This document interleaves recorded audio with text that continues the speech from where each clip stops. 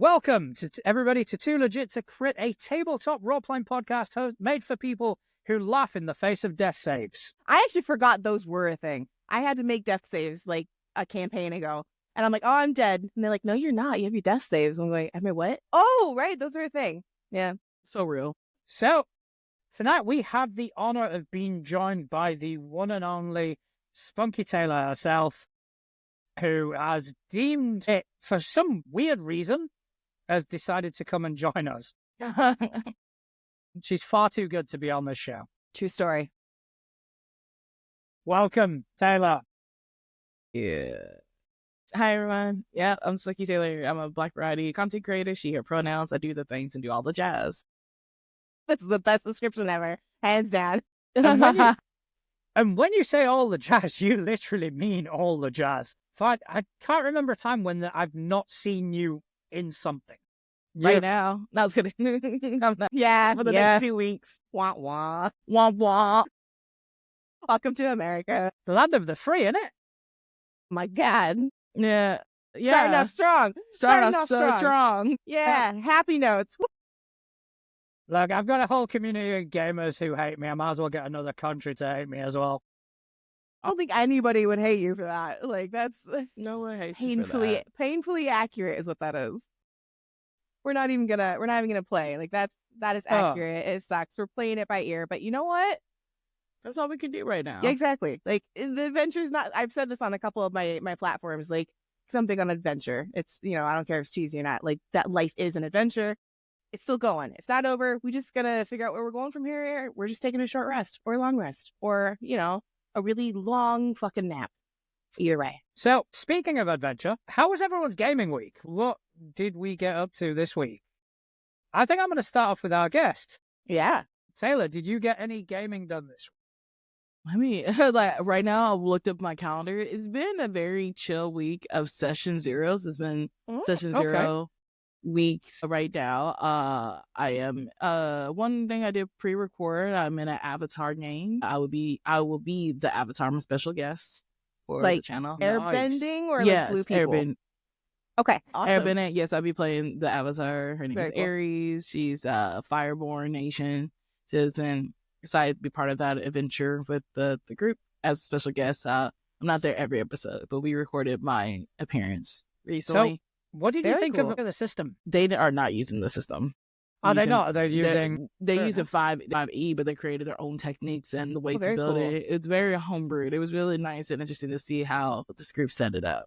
It's awesome. I love homebrew anything. I don't care what system it is. If it's homebrew, I love it. Like, and that could just be my absolute authoritative issue streak in my like. These are the rules. Fuck it, yeah. But I don't know. No, it's really so cool. real. Like the way they built it in Roll20 was interesting. Like they did the character sheet for me and everything, and I just Really? so now I could just hit the button and it just does it all for me. I was like, oh, they did such a good job. It was really that's nice. pretty. I really enjoyed it. There's some Yeah. work gone into that because I looked into creating character sheets on Roll20 and it's Yeah, not, it's it's not a not. straightforward thing to do. It's No, like when we had our mini session zero with me and the GM, I was just like, well, do I have to fill this out? Because you gave me all these techniques. I don't know how to put it in here. And they said, I'll take care of it. I'll just roll your stats. I'm like, That's amazing. That's and fantastic. then when I got it back, I was like, it was all there. I was like, dang. That's fantastic. I love making character sheets. Like, I feel like I design a new character sheet for every system I learn, except Fabula. But I'll get onto that later.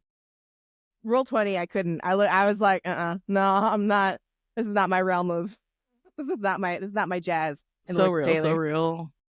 And then I'm in a few session zeros for Black History Month next month. So there's a lot of tables I'll be part of over there. Very excited. There's we're doing a Life is Strange game. We're using the Two Moon Rising system that Hunter's Entertainment created. It'll be on Help Action Needed channel. It's gonna be a charity game for Black History Month. Love that. I'm very excited to be part of there. Love Help Action Needed. But yeah. And that'll be on Girls Run These Worlds. Meadow created, How Do You Love Darling, created a game called the Hex Heist. So I'll be over there at the table. That's going to be every Friday in February. That's amazing.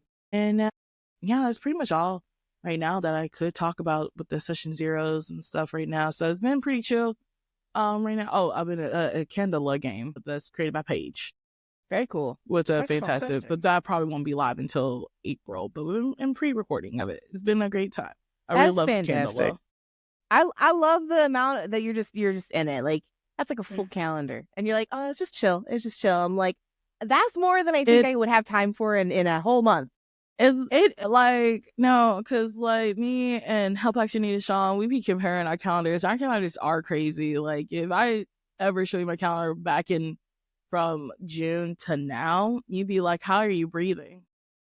That's fair. That's fair. You are an insanely busy creator, and I mean it just makes me even more appreciative that you managed to find time to come and seriously. hang out with us for a It bit. was one of my number one goals this year to be here, and I'm glad I'm here. That's amazing. That means As I told you, the DMs are like, I will be here.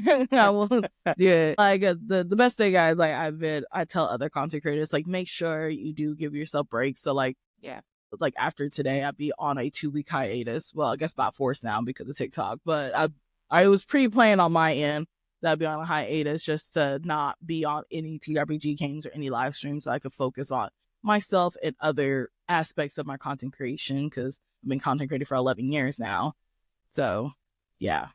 That's a long time. And that's amazing. That's amazing. Atlas, what about you? What have you done gaming-wise? Put too much lemon juice in my water, first of all. Dear God. Sorry. I was not making a face of Taylor, I swear. I was just You're so like, fuck.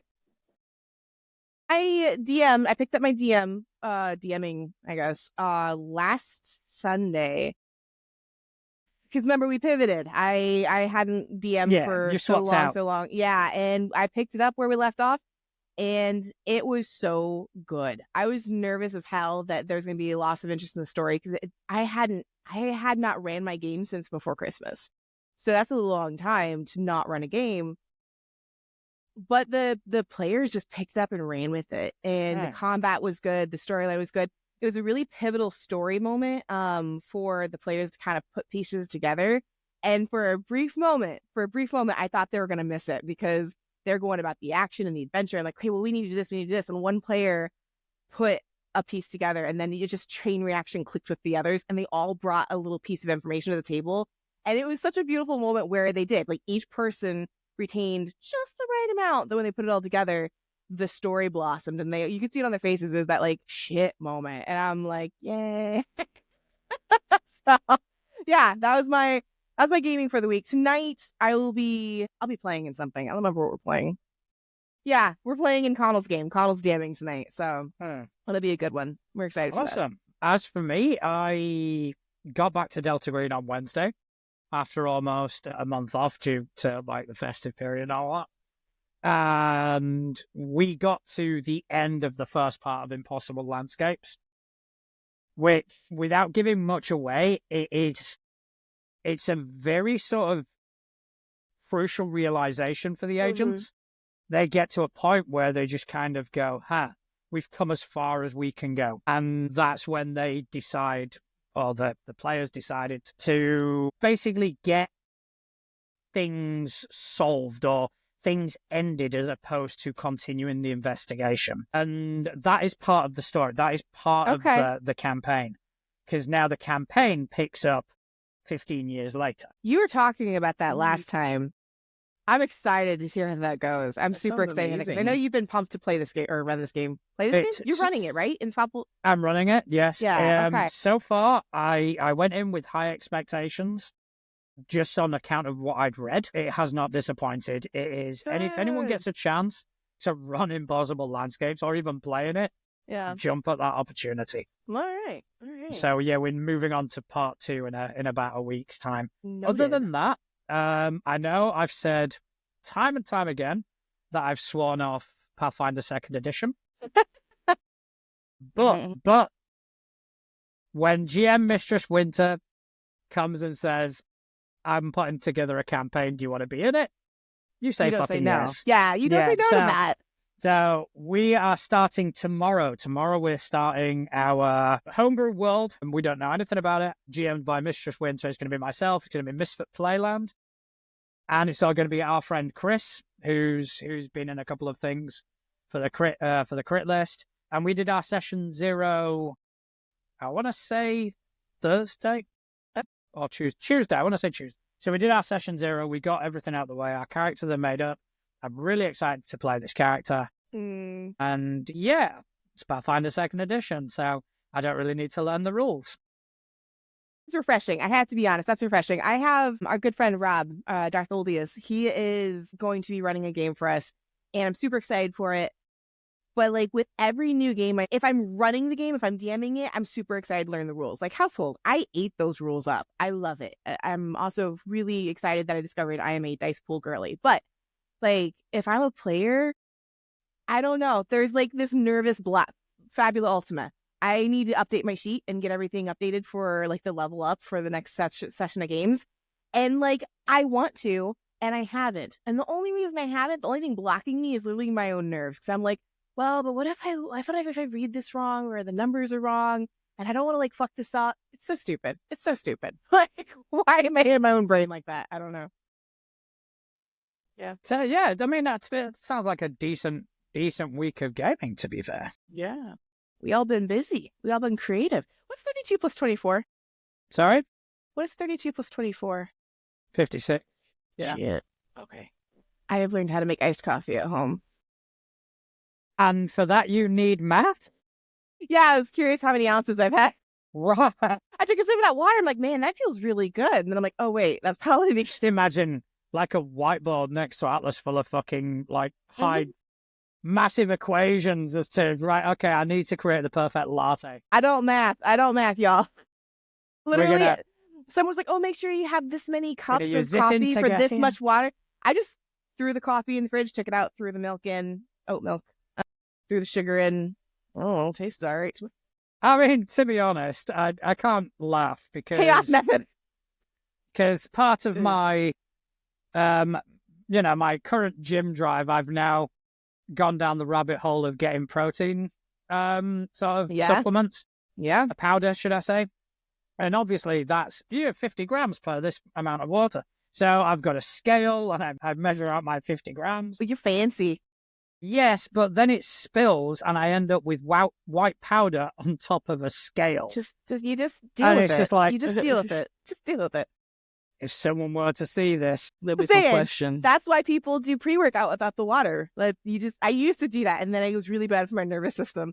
But yeah, no, we don't do that anymore. I just want to take a quick moment and say hello to everyone in chat. Yeah, I haven't Hi, typed chat. anything, but so we've got Sam, we've got Couch in there. Couch is ill apparently. Yeah, I was about to say, I was Aw. so excited to see him. I was like, Couch, but then I'm like, no, wait, what? He's ill. I am so ill. That's such a British thing to say. I'm sorry, Couch. I'm so ill. Your English is showing. I'm so ill. Help. Yeah, but the thing is, if we say we're sick, we like the British mentality immediately means one type of illness, or you kind of your mind immediately goes there. If you go, I'm sick, Really? people immediately Yes, think it's like a more visceral sort of. Interesting. Yeah. Huh. So that's why we say ill for the most part. Interesting. Well, in America, sick means 500 different things. Yeah, right. Good, bad, great, fantastic. That's That- sick. That's sick, man. That's so sick, man. I have a 9-year-old who is addicted to YouTube. Yeah. Yes, I'm aware. I'm Welcome aware to- of some of welcome the to the brain lingo. rot, America. Some of the brain lingo rot. that comes out of his mouth is like, you're English. Literally one of the new shirt designs that I have just about ready to throw into the Traveler's Chalice is the English is hard. Because, like, no. It goes hard. English We're is cooked, hard. man. Yeah. Like, I went to an event yesterday. It's like, I'm into K-pop. I love Same. K-pop. Yes. Yes. So, like, wait, who's your alt group? Who you like the best? Listen, I'm so fucking lost. It's okay, John. We love you. It's I'm okay. old. I'm old. You need to No, understand. it's okay. like Big Bang, like T.O.P. Bang, like that's bang, bang, bang. yeah, like that's my jam. And one of my girlfriends back in Indiana before I left there, she was like big. She was BTS. She was Army, and Oh, yeah. so it was really fun when the two of us got together. Because I love I love Absolutely. BTS too. But like, I was like, Yeah. I'm not an army. Like, I will listen to the music, but Same. I'm not gonna fight for my life for tickets. no, But I do love me some Shiny, and I do love me some Yes. Stray Kids, who I'm seeing in Yes. June. Yeah. Oh, fought the where are you Ticketmaster- seeing them? Chicago. That's a good place to see I them. got Pitt soundcheck VIP. Yes. About to oh fight for gosh. about to fight for my life. But in my state, John's just watching us fangirl. Give us a moment, John. Excuse us. sorry, Can I just say, it's so nice to find other K-pop stands. Yes. I could watch this all fucking day. Let's just make the show about this. You guys crack on Yeah. about K-pop. Yes. And I'll just sit here listen, incredulous. Give me Don't here. tempt us. We Like, will. okay, not to be that crazy. The reason why I got into Stray Kids is because their music video has lore and there's a whole storyline. Yes. And me and my neurodivergent brain made a PowerPoint. I have a PowerPoint that explains the lore from day one to now Wait. current. For fun? Was there For like? fun. Oh my god, I love you. I just love lore. I did the same It's thing with so Five Nights good. at Freddy's. I did the same Yes. thing with Welcome Home. And it's like, Yes. why won't I do it for this random K-pop band that made a You're storyline? so 100%. Like the storyline behind it is so good. And Big Bang did that for a couple of theirs. It was super subtle though because nobody was used to that yet. So if you go back and rewatch a bunch of their music videos, you can see the Easter eggs that connect them. And even when they went and did their solo stuff, like Taeyang, it's like Yes. yeah, They just no. everything's together. Also, ATs is great too. That's all. So- Oh my god. Catcher has put in the chat that he's going to see ATs next Monday. And he's going to jealous. see Stray Kids in July. was just about to say, how did We I love not that- know that Couch was a K-pop fan? But then I'm like, no, Not I knew that. I knew that. Catch is that A Tiny and a Stay. I love it. Yeah, that's awesome. I love it. But okay, so there in my state, there's never anything K-pop related normally happen here and stuff. It sucks. So they had a cup sleeve event. I have no clue what cup sleeve means. I just heard K-pop people are coming together. But a cup Okay. sleeve event, you go to a cafe, they design a cup sleeve for your cup of whoever they're celebrating. So they were celebrating the new year for Stray Kids. Oh, And okay. so it was cute and everything. Everyone was there was very nice. We just mingling, talking with each other and stuff.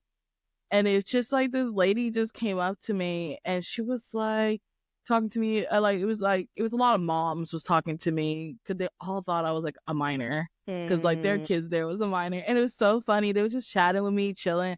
And I was like, yeah. And I use a lot of brain rot slang too. Yep. And then I was like, but yeah, and I brought, I was like, yeah, I graduated college 4 years ago. They said 4 years ago. And I said, they was like, how old are you? I was like, 27. It's like, you don't sound 27. And I was like, my slang was too strong for them. And I was like, I'm just blending in with my environment. Yes. And I was Adapt. like, you have to adapt. adapt. I have to Yeah. adapt. And like, also, I have, like, even being a K-pop stan, I don't understand photo cards for the life of me. Right. I do have some because I buy albums. Right. So I have like a mini album of photo cards. So I'm going there with my event because the event is trading photo cards. And I was like, I was using that so I could trade so I can make a nice little photo card deck for my friend who couldn't be at the event and stuff. So I was like, I don't mind trading my cards for you and stuff like that. But they was going ham on it. They was like, well, this card typically costs like $3 plus this. And I'm like, I have no clue the words coming out of your mouth. Do you want this card or not? Do you want it or not? Yeah, that's do how I am. do you want to trade? Is this a good card to trade or do I need to move on? And then they start talking about this is official photo card and this is an unofficial photo card. Photo cards is official and unofficial. Like, do they have to sign it? Do I have to get off a vacation for this? Like What's what going counts as official? My girlfriend Coco, the army, I would get things and then if it doesn't mean anything to me, I would just give it to her. Like, here, Yeah. by the way, here. She loved it. It was I was like, I wanted to have like at least something. Yeah, because I give a couple of my cards away to a couple people where I'm like this girl said, I never had like an IN Stray Kids card. And I'm like, here, have it. there you go. You know, we're talking about K-pop and Fabula Ultima and the whole like, that scene. And you know what I just got hit with really hard? Like I really, really, really want to fucking play. I want to play a Squid Game TTRPG. Like, Nah. Interesting. Someone needs to put that together. I think you need something very lethal, though. You need Well, something yeah. that will, because you wouldn't be able to have a system which was forgiving, because that's not the spirit of Squid Just- Game. No, it would be very. Dread. Yeah. Yeah, that would work. That would work. That would Dread really would be work. the best route for that. Stefan has just jumped on the Stefan. chat. He's quickly just popping in just to say a quick hi to Taylor. And then he is also not feeling very well. No, Stefan. Y'all So- all getting y'all. So all I guess getting mine the and sickness. Stefan's challenge is off until another week. Oh my gosh. Yeah, get to feeling better, Stefan. Thanks for popping in. Damn. But Oh, he's damn. in on it. Squid Game TTRPG Dread. Let's do it. Let's do it. I'll be Alright, down. we can look into we can look we need into to look that. into that. I'll Yeah. cosplay for it. Same. Let's go. I'll get the jumpsuit real quick. But in Yeah, Sweden, I actually just bought this really cute sticker that is not exactly safe for YouTube, but it's it's cute. a penis, isn't it? No, Well- it's this cute girl in like the pink like triangle shaped mask, and she's got a little card that says "Play with me." Just shut up. It's really cute though. It's so cute. It's so cute. Alright.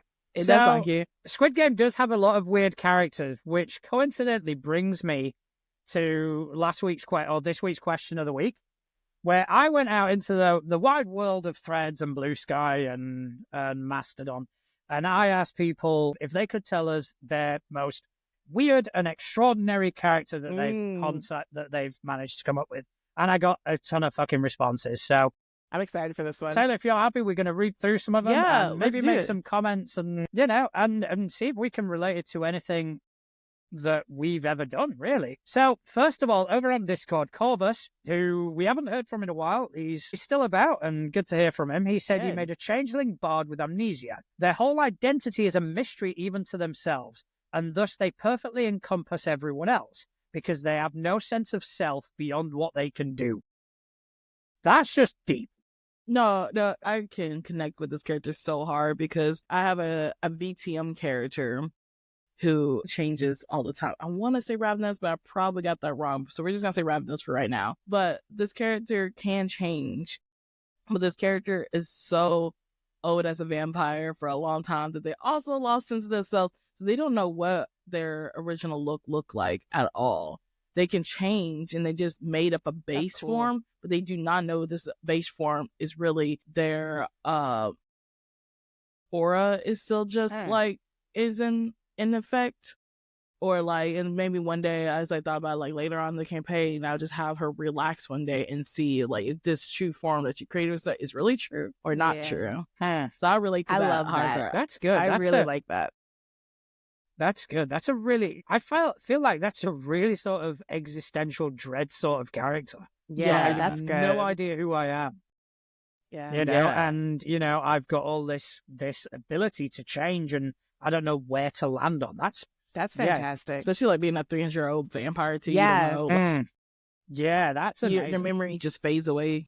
We had a player at our table and it was the opposite. Similar concept, but the opposite, because they played someone who basically got blasted by a magic spell and they could remember who they were. They knew who they were. But every single time they died, they came back in a different world, realm, timeline, species, race as something else. They were never themselves. And watching him play like the same character, but so totally different and having to deal with the existential dread of like, I'm me, but this isn't me, was so weird. So That's weird. like Quantum Leap in a Yeah, TTRPG. yeah, it was. It was so Love cool. that idea. And then we would change campaigns and DMs and storylines and straight up, because he wasn't a huge fan of playing D&D, but he'd be like, can I play this character again? And every DM was like, yeah, we love that. Nice. No matter what they play. I would love to play some character like that, but make them into a phoenix. Because you're like, but like they would be always be a phoenix, but when they come back, they're a totally different species, but they have that. They still have that heritage. That's really good. So over on Mastodon, this is quite a long one. Terix the Puzzle Secretary wrote that the DM of the D&D 3.5 campaign I'm in specifically asked the players for weird characters. So we came back with a character poor at psionics who was trying to make inroads into a new variation on it, who suddenly became good at it after she and her girlfriend/rival made a trip into the Mournland that they don't remember, with said rival now being under her command, to the new mistress's demit. That's okay. She knew the assignment. That's the assignment, all right. All right, there's a tauroid being of unknown origins whose humanoid half is a psionic goblin and whose quadruped half is a blink duck. Wait. Yeah. All right. Yeah, that is weird. Who personality-wise is the party normal and has had to grow into accepting her own strangeness and becoming party leader despite her abrasiveness. She's mine, so that is the person who wrote this. And then there is a fourth PC to help out the group, which is an ancient magic item meant to pilot a humanoid body and serve as an advisor who tried to talk people down from a historic apocalyptic action failed and was pried off their body and thus deactivated, until recently when a mad artificer attached them to a life-size toy goat from the era. A life-size toy That's goat. great. Meaning the goat was like a normal goat size or the goat was extra size? Life-size toy I goat. imagine the size of like a toy goat, but the size of an Size of a actual normal goat. goat. Okay. Yeah. I don't know why that's the part I got hung up on, but it's that 50-something grams of coffee going, woo! So can we talk about the size of this fucking goat first? I just really want to know about the size of the goat, okay? So we gotta learn about the science. We can't worry about size just yet. No, yeah. All right. So our friend, that gamer Ajax, I played in a game where somebody did the 3 kobolds in a trench coat, but actually pulled it off. The stats were dependent on whichever one was on top, while movement was the one on the bottom. It was a secret, and we were so confused why their personalities changed so often. That I love. That's fucking cool. brilliant. That's a good kind of chaos. I'm here for it. Yeah, I'm here for chaos, full stop. Hayden Stafford says that one of my players once played a Dragonborn paladin with a deep country accent that both acted and sounded like Old Man McGucket from Gravity Falls. And he went through 5 different paladin oaths. I have no idea what the reference is. I'm old. I've never seen. You said Gravity Falls, What right? just fell? Yeah, Gravity Falls. Yeah, it's the cartoon of the twins. Yeah, What's it's it, Mabel and Dipper. Thank you. My light just fell. Yeah, There's that's no like, getting it back.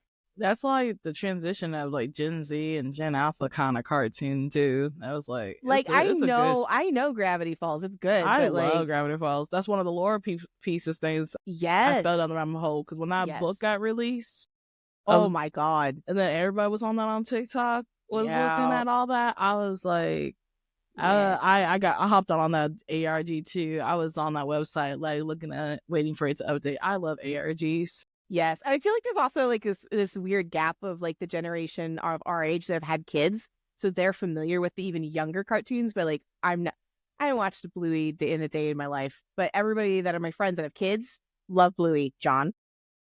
Well, the thing is, I give people Bluey a pass because Bluey was good. It's an Australia show first, so it came to America late. So I give people. I understand. Yeah, I mean, I was talking to my partner about Bluey the other day, and I was just saying it's just it. You know, I'm singing its praise, and she goes, "Well, I don't have a toddler. I don't have a kid that age. I don't have a." I said, you're an adult. You can do whatever the fuck you want, right? If you want to load up Disney Plus and watch Bluey, Connell says it all the time. We'll be like, "Oh, this was so like Moana. The original Moana was so good. And we're ranting and raving about the original Moana, and how the next one we have feelings about it. We're not going to get into." And like he was like, "Well, I don't watch Disney. I'm an adult." And I'm like, "But you know, Phineas and Ferb, like, yeah, which is coming back, or is coming back. Yeah, that's exciting. That it's back. Yeah, absolutely. No, yeah, RJ from TV. I know adults who watch Bluey and they love it. I'm fucking one of them. Yep. Yeah, and Connell literally just proved my point. 45 years old, still own Phineas and Ferb stuff from when his kid was like, yeah, like so there's that gap of like, yeah. All right, so we've got Embodied Voice says that I've just created a fungal wizard in Dagger Art based on a trumpet mushroom with spells stored in 3 rings hanging like CDs from its cap.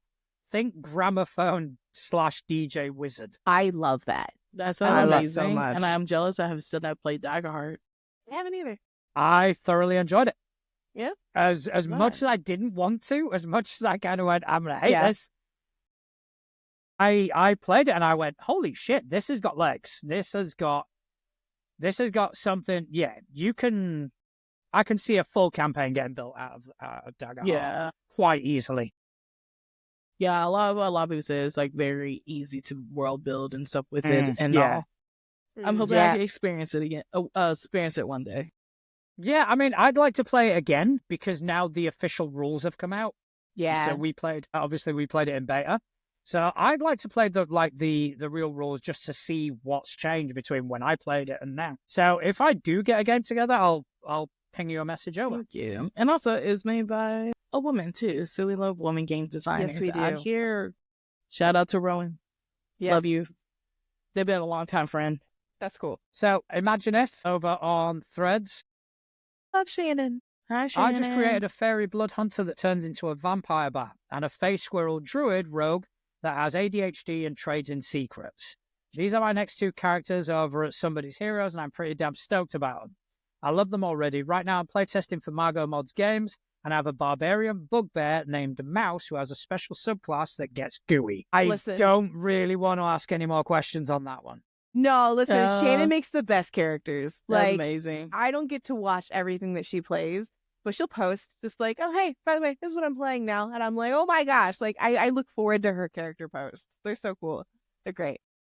All right, so we've also got friend of the show, Craig Tezrat the Imp Slayer, wrote that last year playing Wildsea, I played Celicrae, I hope I'm pronouncing that right, what is basically a sentient collective consciousness of hundreds of thousands of tiny spiders. Way to creep out everyone at the table there, Craig. That's a creep. No, Craig. Creepy. Craig, no. Craig, no. Craig, let's unpack this one day. No, Craig owes me his Obi-Wan hoodie for that. All right. No, Craig, no. Okay, so that's all I have, and I put it to yourselves. And what is the weirdest character that you have ever? Because I'm struggling here. I don't think I've really branched out of normality. Well, recounting is weird. Yes, I don't know what weird. I think I guess the weirdest I was just on Characters by the Story recently, and I cosplayed as my character who is a pirate who got cursed with gold, and half of her body is gold. That's cool. That's pretty cool. Cool. I think that would qualify as unconventional. Let's go with unconventional. Like a very King Midas kind of love that energy. And the cosplay is me. I latex gold flakes on my face. So love as that. a pirate. That's pretty cool. What about you, Atlas? What are you thinking? I don't know. All of my characters, the weird stuff is like their storyline, because we've talked about this. I really dive hard into the story of the game. If we're talking just character development, like character design, weirdest concept would probably be Mercy. She was a Pathfinder game. She was a Leshy, but she was created by a druidic culture that used giant runes to basically build her body. So instead of this cute little Leshy, there's a 7-foot pumpkin-headed gourd woman. And she's this like itty-bitty, thin, frail Leshy with an umbrella, and it's steampunk themed. So she's very fancy. She's a lady, but she's a barbarian class. So she beats people with her umbrella because she was built to be a hardcore built nanny for a very rich Victorian girl. So that's probably the weirdest one, just because people are like, oh, you're playing a Leshy? That's cute. I'm like, not really. I think the weirdest things I ever did were for Pathfinder Society, because I never fucking took it seriously. Mm-hmm. So when I'd build a character for society play, I'd basically pick a pop culture staple and try and replicate it. So I think the one I had the most fun with was John Bovey. He was a bard gunslinger. Oh, yeah. And he was like, the entire story was back 20, 30 years ago, he was very popular, and then he kind of disappeared. I'm enjoying watching you play Madonna wannabe. Yeah, she is. She's fun. She's interesting. She's fun. That is basically Madonna. Mm-hmm. Yeah, you are playing Madonna, and if anybody ever wants to be entertained, go watch our Spaniard be a very loud, washed-up wannabe diva. She's wonderful to watch. She's an arsehole. I enjoy playing her. Yeah. So that was it for the question of the week. I want to thank everyone who kind of contributed and everyone who kind of sent in their responses. And yeah, that was really cool. We will post another one out, I'm guessing tomorrow. Gives people ample time to answer. And I'll try to think of something this evening. Yeah, I don't have this shit planned. This thing comes to me. Then I'll be going to bed and you'll just come up with something. A question, and then I have to put it on buffer to post.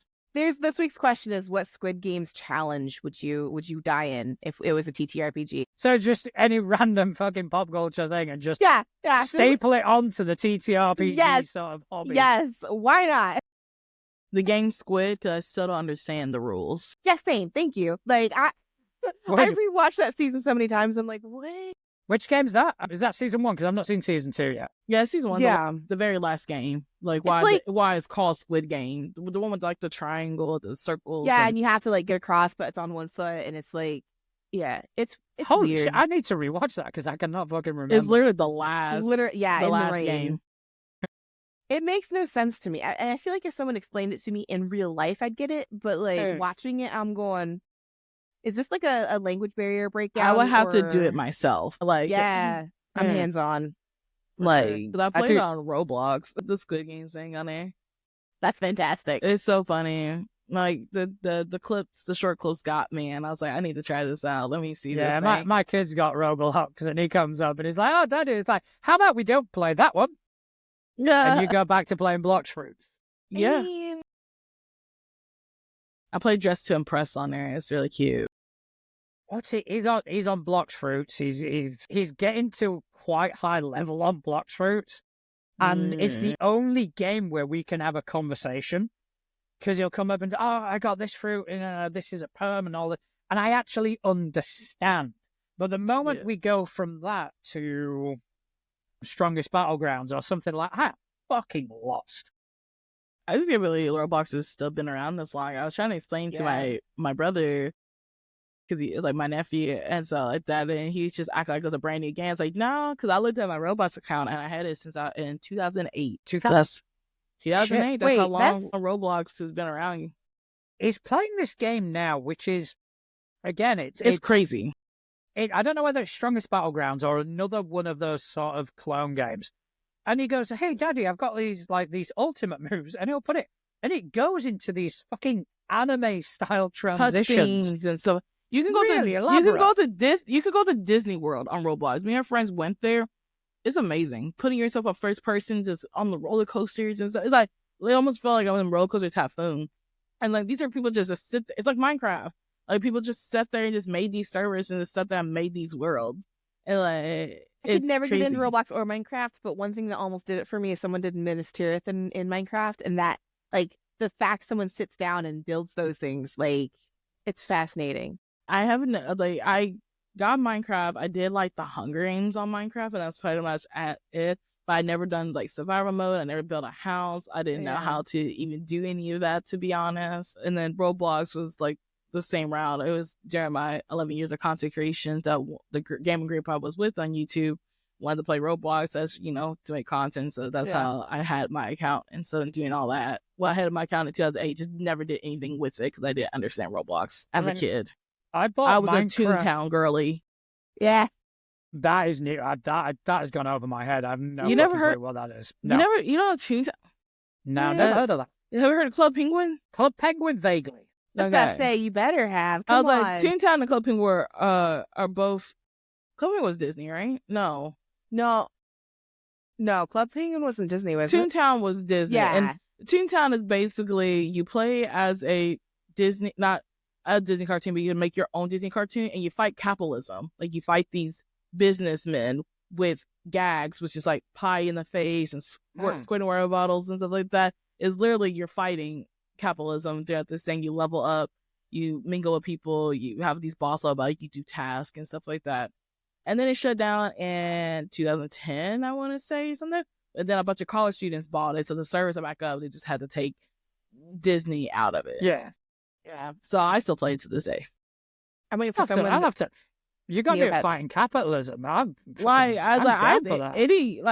tell all my friends with kids. I said, if you want a fun game to play with your kids and stuff that's nice and safe, there's no chatting, or you can turn off chat because there's no voice chat. It's all text chat, and they censor everything because it's all kid friendly because it was Disney. I always suggest Toontown. Nice and free, task oriented. Love it. I will definitely check that out. See if my kids are interested. But I bought Minecraft on a whim. Just, it was cheap in a gaming store, so I thought, people have been talking. I'll give it. Holy shit! I got addicted quick.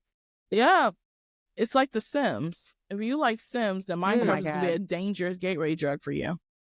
See, Sims is a problem for me because I never play the game. I never do the accomplishments. I never play the game. I never live out Sims. But I will build entire cities and characters and storylines, and when it's all done and ready to be played, I make another one. It's just the creation part of it. That's basically Baldur's Gate. Yeah, seriously. Yeah. I finished the campaign once, and I was like, wow, I want to design this character. Oh, I like this character. This looks pretty. Am I going to finish the game? No. Am I? Yeah. No, I'm not going to finish the game. I've been on this Dread campaign for a while, and I just never went back to it. I'm still in Act 1. Yeah, I have so many, like, I don't even know. I think my mods for Sims outweighs the normal content. Like, I have so many mods that my computer, thank God I have a heavy duty computer, because I'm just like this huge, massive file that I have saved on my drive that when I do download Sims to play it, I bring it back over, download everything, it starts eating all of my space, but it's worth it. It's worth it. I make D&D stuff. So obviously Sims kind of tries to replicate real life and whatnot. It is kind of like a simulation, as per the name. So that kind of leads us to your question this week, It Atlas. does, which actually I'm very curious, Taylor, to hear your opinion. I asked, my hoodie just came unzipped. Like while it was zipped. Sorry, that was super late. No, so I asked a question asking what kind of games people prefer, because like we always ask about systems and blah blah blah blah blah, but what I wanted to know is like the ratio of your normal person thrust into a weird situation, kids on bikes, Call of Cthulhu, things like that, where you are just Joe Schmo you, versus Mutants and Masterminds VTM, where you are something else playing in, to be honest, usually those settings, a normal world, whether it's fantasy, sci-fi, or whatever. And as expected, the feedback was a lot of 50-50. And what the whereabouts was that I found, like the two that I just pulled over is Fear Cohen's on Blue Sky. It says it's escapism for me. Either of those can be that depending on genre and context. I think of many of Connell's games as extraordinary people with powers having extraordinary problems, and he can dig that. I also like the occasional survival horror adjacent killer dungeon crawl, ordinary people with extraordinary trouble. And then Dark Gatekeeper, generally lean to superhero side of things, but prefer supers that started off as normal. I think part of the fun of the genre is discovery of power, figuring out what one can do, how it's useful, when not to use it, things like that. If you were given a ranger morpher, but there's no alien invasion, what would you do with it? So like the encompassing gist from everybody's replies was interesting, because the trend was people that have a lot of things going on in their life, like their real life is not normal, want to play normal people dealing with a weird situation, whereas a lot of people that were kind of like, my life is boring, I want escapism, want that fantasy high drive but normal situation. It was a weird trend of like people really genuinely wanting to play the opposite of whatever they're dealing with in life. So I'm just kind of curious what you guys prefer. Like, do you like a good mix of both, or do you actually tend to, even subconsciously, when we lean one way or another? Like, what's your jam when it comes to, I guess, the theme of the games you like to play? I'll let Taylor go first, unless I'm still thinking. Yeah, right.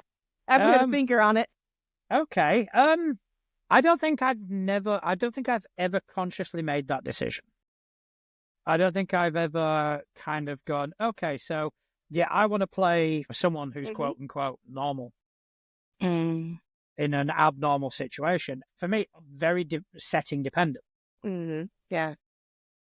So if I'm playing Delta Green, and again, I say playing 9 times out of 10 I'm GMing. So, but if I'm playing Delta Green, then part of the strength of the horror comes from the fact that you are not supernatural. You do not have abilities. You are fragile. Life is fragile, and these things do not care. And that, as well as that in Call of Cthulhu and any sort of existential horror based game, will be based on that, will be based on the fact of you are nothing in the grand scheme of things. So that lends itself to the horror. And when I run this game, I have an easier time portraying the horror. I have a much easier time conveying that to players whose characters are, okay, if I get hit hard enough, I am gone. And there's no second chances, there's no resurrection, that's it, I'm done. Yeah. Whereas conversely, the moment someone goes, right, you're going to be a superhero, the flight of fancy takes control. It's like, okay, I can now do anything within the fiction. So here's what I want to do. In both those cases, I feel that you can put a realistic spin on it. So yes, Liberator is an analogy for Superman, and he is a true hero. Oh my God, John! No, he's an analogy. He's an analogy for Superman. But what is really going on with him, and why I find the character so interesting, is not due to his abilities. it is due to his personality, his disposition. Yep. Yeah, you say he's a murderer, but why? Yeah. That is what I find interesting about a character, and that can be a character. It can be a Pathfinder level 20 character who's essentially a superhero in that world, or it can be someone in the Triangle Agency who's an office worker. Yeah. So that's that's love the that. kind of way I spin it. I love that.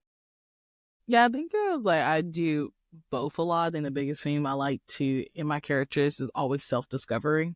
Yeah. It's always a big thing. So I don't mind starting off as normal and then randomly in the middle, supernatural stuff happens, and then my character becomes supernatural. Or you can be backwards, where my character was supernatural, then become normal. Self-discovery is like a big part of the themes I love to play in, instead of just to change my character drastically, throw me a curveball, and I'd be like, oh, Yeah. okay, that happened. Like, I need to play a Oathbreaker Paladin one day, 'cause I never done that. And that's basically a big self-discovery as a big example for that. So, yeah, that's what I lean towards and stuff. Because I think my favorite system is Monster of the Week. So, and you can't just be normal on there, or you have I need to play that. I've heard such mixed reviews, and I really want to play it. I love it. I love it. I think it's just because if you're someone that is love improv and don't want so much heavy rules, I always recommend Monster of the Week. It's basically there. It's black and white. Your ability is vague, that you can do whatever you need. Rule of cool is the biggest thing for Monster of the Week, I feel like, and I love Rule of Cool. I mean, I played Monster of the Week. Couch ran Monster of the Week for myself. Couch should be good at that. And I didn't quite enjoy it at the time, but because I hadn't quite grasped the concept of a different type of game. I was coming from Pathfinder, there were rules, everything had to be thingy. I had to know how much I could move and where my positioning was. So I didn't quite embrace Monster of the Week. I would love to give it another go. Now where I have played other things, I've got more experience playing. I've run Blades in the Dark, and one of my favorite systems. And that is, again, very different. It's a different style of play entirely. So yeah, I'd love to give Monster League, or any PBTA game, for that matter, another shout, because I think I'm in a better position as a player than I was when we tried Monster of the Week originally. That's cool. That's cool. I'm with you, John. I don't think I've ever consciously thought about it until I asked the question. I hate that when I ask questions that I myself am like, but I have often played the super special powered superheroes or questers and party goers, whatever. And I, like you, Taylor, I prefer more of the storyline of the character. I don't really think of like, oh, I want this really cool splashy ability and that's why I'm building the character. But just recently, I've been playing. We're 2 real sessions and then like 2 half sessions. So I guess you could say I've done 3 sessions of this warlock character that I'm playing, that I have not once used any of her powers, because in theory, story-wise, she doesn't realize she has them yet. So I'm just playing literally this plain person, and it's been so much fun. Like, obviously, her power is going to get unleashed, I think, tonight, actually, when we go to game. But that development, that character development of that discovery of like, oh, whatever. So I don't think it really matters if it's a normal person, which I have played a normal person in Supers, John. That was trippy as hell. Like, she was like a Robin character. Like, yeah, she had high athletics, high ability, but there was nothing fancy about her. She was just really dark and demented. You didn't liberate her in... I love seeing when... I love seeing when a penny lands on Atlas. I just am like, that's a crossover that needs to happen. She gets so excited. That'd be such an intense game. Okay, we can we can talk about it. Connell, if you're listening, put a pin in that. Even her game name was Scourge and Liberator. Yeah. Anyways, I think I forgot I was saying. You were talking about your question, the one that you posted. Yeah, whatever. I'm good for it all. Yeah. I think the point is my preference is like Taylor. My preference is to play something that evolves. Like, it doesn't matter which way it starts, so long as it's evolving and the character grows with the story. I've always wanted to find a system in which I could mix those two things together. And the easiest example I can think of to throw out there would be something like Power Rangers, but without using the Power Rangers system. So you have normal people who then are able to sort of power up in a way and do these feats of like godly sort of abilities, but then they get back to normal. And I think as a GM, you'd have a lot of play with that. So you'd be a moment like, oh, you can't use your powers yet, but something's coming for you. And it'd be about how to survive and get to the point where they can use their abilities. I've always found that a very alluring concept, and I've just not quite found what system I would like to use for that. I'm actually in a similar boat because I very much so have a story in my head and a mini campaign where it's the opposite. I'm going to have all my players start out like max level, max development, whether that's, whatever level 20 in 5e, or if that's a superhero situation, or if it's any other game, just high max level. And then as the game progresses, start knocking them down and like have them actually lose whatever it is that they are like, I guess, overpowered, specialized in as the game goes, and let the players discover how they handle that. I haven't decided what system I'm going to run it in yet. That is back there. So Cuddle in the chat as per, my favorite thing to play is something that physically transforms as it goes on. I like the idea of the slow increase in power or the passing time of slowly robbing the humanity. Love that. Warhammer Fantasy Roleplay has a good sort of angle on that with the chaos. Yeah, I was trying to think of like there's a Pixels Circus made a Totally Spies campaign type thing. And I'm trying to see like what system they use, because that's what it reminded me for like Power Rangers. Like these are totally normal teenagers and they turn into super spies and they do all this stuff. So I was like, I wonder what system they use for it. I wanted to be the yellow Power Rangers so bad. We played Power Rangers when we were kids. No, let me be a Power Ranger. She was so pretty. I was always Gold Ranger. Man, I wanted to be the Yellow Ranger so bad. She was so pretty, but I couldn't. I was like, no, you have to be pink. I don't want to be pink. Yellow can be pink. For me, Power Rangers was a weird one because when it kind of came out, it was the height of their popularity.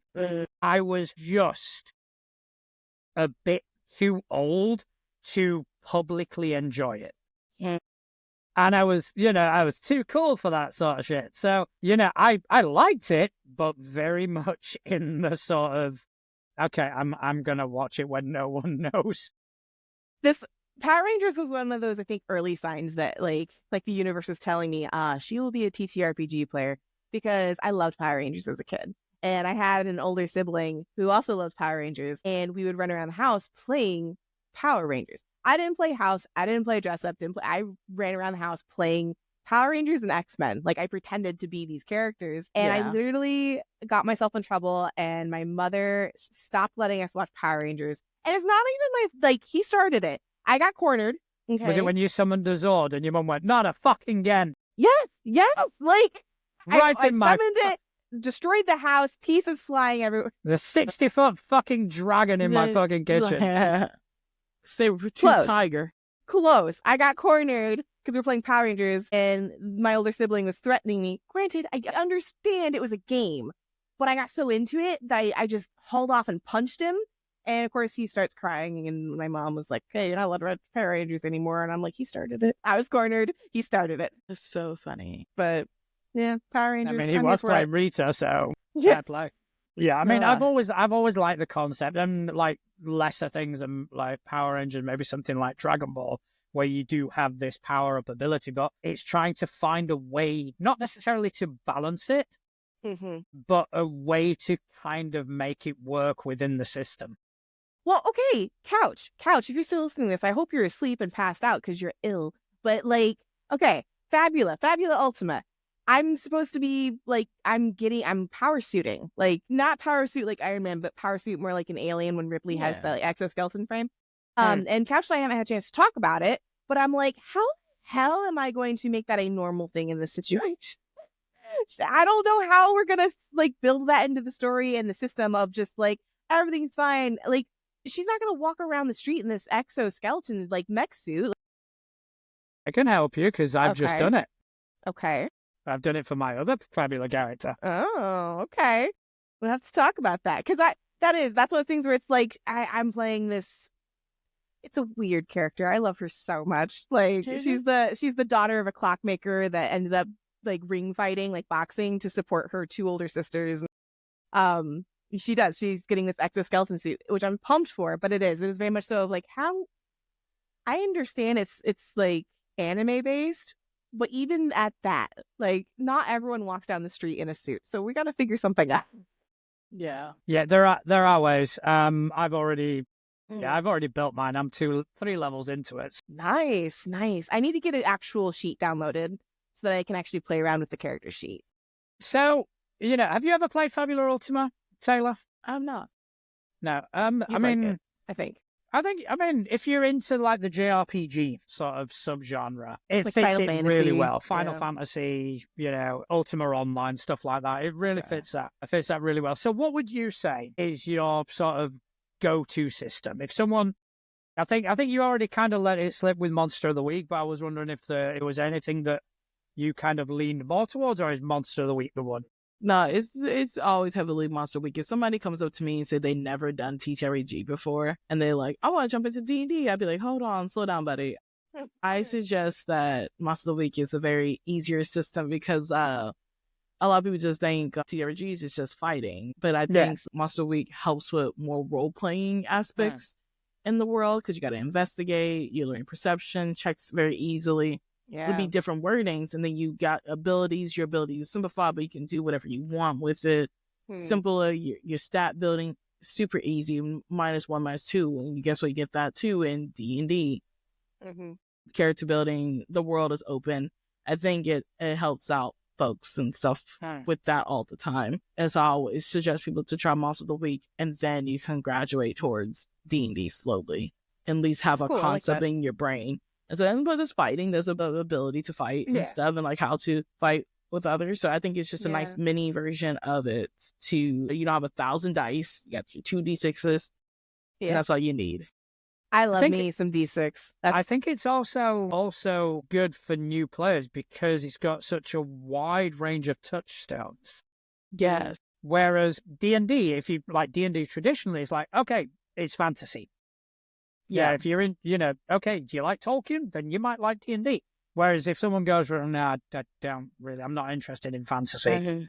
So other games have got a much broader sort of range. Whereas Monster of the Week, you can go, right, do you like Supernatural? Do you like Buffy? Do you like Legacies? Do you like Vampire Diaries? Do you like, you've got all these shows which are culturally significant. Yeah. Pick one. Just go out there. Do you like X-Files? Yeah, well, let's do that. And a lot of the games that's on my discography pages are Monster of the Week, but when you like listen to it, you'd be like, you don't know that it's Monster of the Week sometimes. That's fantastic. Like I love Camp Meadowview. Camp Meadowview was a big one that was a horror camp mystery thing, and that was run by Monster of the Week and stuff. That made there was a comedy show I was a part of where we made a birthday party for a dragon or something like that, and that was Monster of the Week. The variety of it and stuff. I enjoy recommending that to folks. That's very cool. And plus, I got introduced to Monster of the Week. Well, I was already like in too deep with D&D, and D&D is not it's not my go-to at all ever. Yeah. And then I was introduced to Monster Week as like a chemistry test, and I was like, and when I did it, I was like, this is forever staying with me, and I love Monster Week. I wish more games. I wish there was more games out there. There was more casting calls for Monster Week. I enjoy it very much. I love anything that genre blends. Like if it's a system that allows you to genre blend, or even if it's just a world that like, oh, I can apply this other theme to it that you wouldn't expect, I'm here for it. Like, I'm torn. I'm torn, Taylor. Here's my problem. Like I'm running level up right now, and that's fine. Like players are loving it. It's a great system. They're enjoying it. That's what's important. My players are having fun. But because I would say we're mid to 3/4 of the way through the story, I'm trying to think ahead of like, okay, what do they want to play next? And obviously I asked them, I'm like, hey, what do you guys want to play? And I'm always torn between systems because on one hand, I'm like, I can introduce them to 13 Moon Games, Covenant Crucible, modern fantasy. Let's do it. I've got a really cool, like, did you ever watch Bright on Netflix? Bright? No. Yeah. Okay. Are you familiar with the idea of Shadowrun? Yes, I think so. Like modern day, like take like orcs and elves and fairies. But modern day, like you've got witches with coffee houses and whatever. Yeah. Like I had this idea of that, but then like a zombie-esque like situation breaks out, and instead of a dungeon crawl, it's an apartment crawl. People are trying to get out of their apartment. Want to run that? Yeah. Yeah, and it's like it's gonna be nice. so much fun. And I was like searching for a system, and then I got Covenant Crucible for Christmas, and I'm like, oh hey, there we go. That's a good one. So it's either gonna be that, or it's gonna be a gothic horror fairy tale household. I'm excited, but I'm torn. And I don't remember where I was going down the road. It had something to do with something. 50 grams of coffee, guys, not grams, kilograms. So Ounces? Atlas needs to do more math. No, Atlas needs to learn English. That too. English is Because hard, y'all. because I'm a private GM, so like I have not made my debut as a GM publicly and stuff like that. So I like playing Monster of the Week a lot privately and stuff. Yeah. But maybe this year I'm probably make my debut as a GM somewhere. Yeah. Well, let us know, because we'll support it for sure. Yeah, looking forward to seeing it. Yeah. But I do believe, unfortunately, that's about all we've got time for. No, tonight. John. No. Yeah, I know. We've all got busy lives this Sunday evening. Is... I know. Tomato. Yeah. It took me a hot second. I was like, are you supposed to say tomato? Oh, no, she's throwing tomatoes. I got it. So Justin, our good friend Justin has just decided to join in the chat. Where the fuck have you been? Justin. But I want to say thank you to everyone in the chat, actually, who's come and joined us and kept us on our toes. It's awesome seeing you guys. We love you. Next, Taylor, thank you ever so much for finding time just to come and hang out with us. It's been absolutely amazing. And I had a great time. So happy that I finally got to talk to you in as person as we can be, considering there's an ocean that separates us. Yeah. Do you wanna just tell people whereabouts they can find you and plug as much as you want to plug right now? Yeah, and I'm Spunky Taylor. I'm Spunky Taylor all across all social media stuff on Twitch. I'm Spunky Taylor Games on there because I deleted my Spunky Taylor account, but they wouldn't let me have my username back. Oh, I did that too. I was like, because all my audience was on my Spunky Taylor Games. It was a whole complicated thing, but that's why I'm Spunky Taylor Games over there. I was like, I do a lot of variety content. I'm a cosplayer. I do teach RPGs. I love gaming. I'm just, I'm a blurred. I talk to you about K-pop all day and stuff too. And so it's like, you can tweet at me all your K-pop needs and stuff, and I'll talk to you about it. But that's everything. I think the most upcoming stream I have will be on January 26th, and it's gonna be a designer stream with the okayest GM. I will be helping design my first ever solo TTRPG game with a group of with the panelists. We're all just gonna be on that stream together and make a TTRPG game all together right there in that short amount of time. I'm excited. That sounds amazing. Yeah. That's a crazy project. I love solo TTRPGs. That's something I'm trying to do more this year, is explore more solo TTRPGs on my channel. Very cool. That's amazing. Yeah. Atlas, do you want to tell people whereabouts they can find you these days? Oh, that's a painful comment, but yeah. Right now I'm just gonna push Blue Sky and YouTube. That's it. I mean, you can find me everywhere else, but Atlas Ursa, Atlas like the Titan, Ursa like the bear. Yeah, we're just gonna say that for right now. Fair enough. Yeah. As for me, you can find me on most of the social medias at Natural Juan or Natural.Juan at a stretch. That's Blue Sky, Mastodon, Threads. I'm also behind all of our all of our social media presences, whether that be on Instagram, YouTube, Facebook. We won't mention anything else for now until we know exactly what's happening in the future. If you like what we do and you want to support us, then subscribe to our channel. Or you can go to our Ko-fi account, give us a one-time donation, which helps pay the bills. Or you could subscribe to our $3 a month tier, which will give you exclusive access to us in the Traveler's Chalice, where you can help effectively shape the direction of the show. Because, anyone in there, we listen. You are the first people we kind of put these ideas out to and get told it's shit and then not bother doing them. But yeah. You can also find our merch. I'm trying to get... Taylor has wonderfully decided to model our Moves Like Atlas shirt. We've also got our Waffle On shirt or our just brand design. Anything like that just helps us keep the lights on and helps us keep doing what we're doing. But most importantly of all, I want to send a big thank you out to everybody who's taken time out of their busy day to listen to us waffle on about tabletop role-playing games. Thank you very much. And good night.